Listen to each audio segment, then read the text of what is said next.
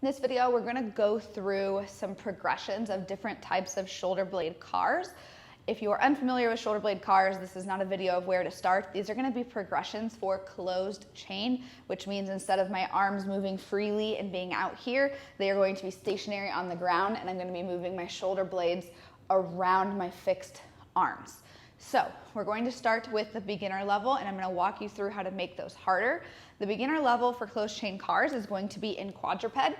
So we're going to put our knees right under our hips, hands right under our shoulders, and we're just going to go through the full ranges of motion for cars, which is going to be elevation towards the ears, retraction back towards the spine and each other, away from the ears, depression towards the hips, and then away from the spine or each other and towards the ground, protraction, and back to the start.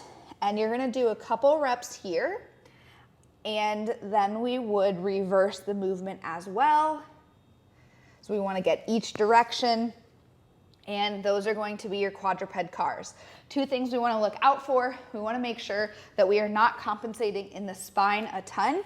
Number one way of that happening is going to be arching the back when we are pulling the shoulder blades together and rounding the back as we are pushing them away. We want your spine to stay where it is and just move the shoulder blades. The other compensation that's common is the neck.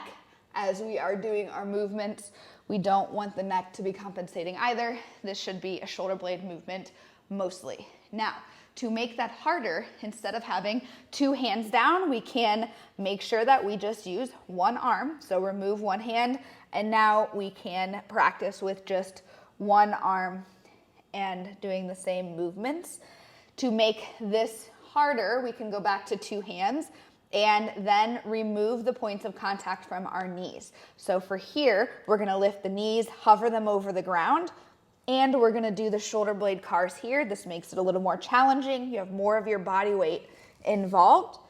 To make that exercise more challenging, just like the quadruped version, we can move into a single arm low bear version. So if this is low bear, then we can go ahead and do a single arm low bear. You notice the harder it gets, the less range of motion I have, because the more strength that is required, which is why we like to do different variations. Now, the final progression in this video is going to be a plank version.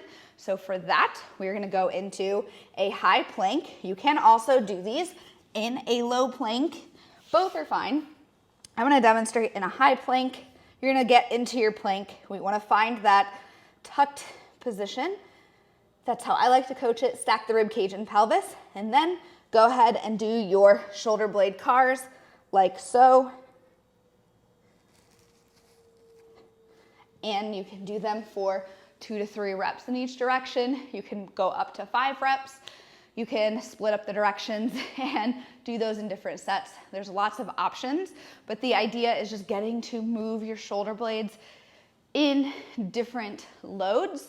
We want to start being more aware of our shoulder blades and getting all of the ranges of motion, but from there we should always progress so that this range of motion and access to these ranges actually gets carried over into our full strength and our other loaded positions.